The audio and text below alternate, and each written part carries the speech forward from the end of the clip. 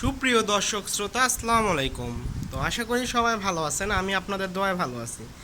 তো বর্তমানে যেহেতু গরমের সিজন, আমরা যারা গরু লালন পালন করি তাদের মনে অনেকেরই একটা, যারা নতুন গরু বিশেষ করে তাদের মনে একটা কোশ্চেন থাকে যে গরুকে কতবার দিনে গোসল করাবো বা কোন গরুকে কতবার গোসল করাবো, সে বিষয় নিয়ে প্রশ্ন থাকে। আবার অনেক ক্ষেত্রে কি হয়, আপনারা না জেনে একটা গরুকে 2-3 বার গোসল করালে সে গরুটা কাশে, হাঁচি দেয়, ঠান্ডা লাগা যেতে পারে, ঠিক আছে, নানান সমস্যা হইতে পারে।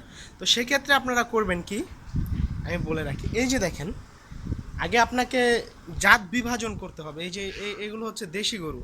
তো এই গরুটা আপনার এই যে মাঠে যে রোদ, এই রোদেও যদি বাইধা রাখি তো সেক্ষেত্রেও এর ওরকমভাবে গরম লাগবে না বা হাঁপাবে না, কোনো সমস্যা হবে না।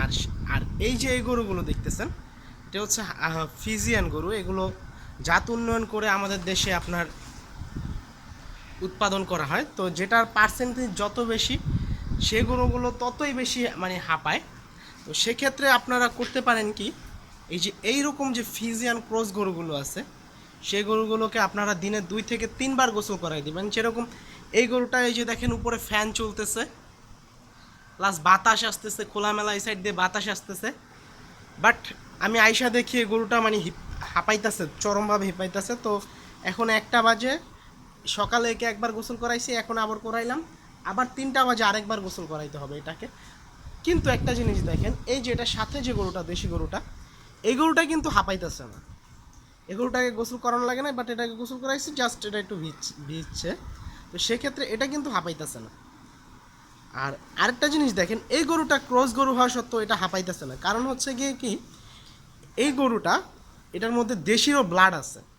যেরকম হচ্ছে এটা আপনার 100% ফিজিয়ান বীজ দেওয়া হয়েছিল দেশি গাভীকে, সেক্ষেত্রে এটা আসছে 50%। তো এটার বাচ্চাকে আবার এই যে এটাকেও 100% দেওয়ার পরে আমরা এই বাচ্চাটা পাইছি। তো এটা আবার আরেকটু উন্নত জাতের, এটাও হাঁপায় হালকা।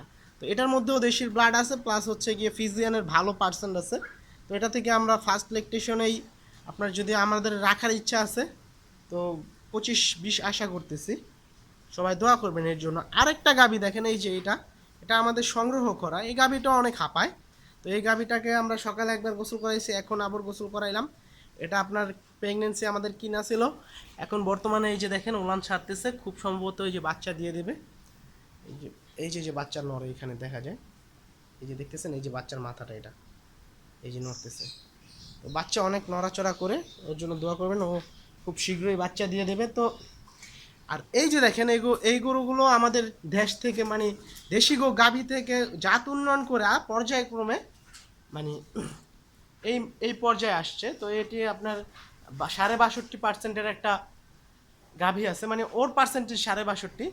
বাট কিন্তু ওরা হাঁপায় না। কেন হাঁপায় না?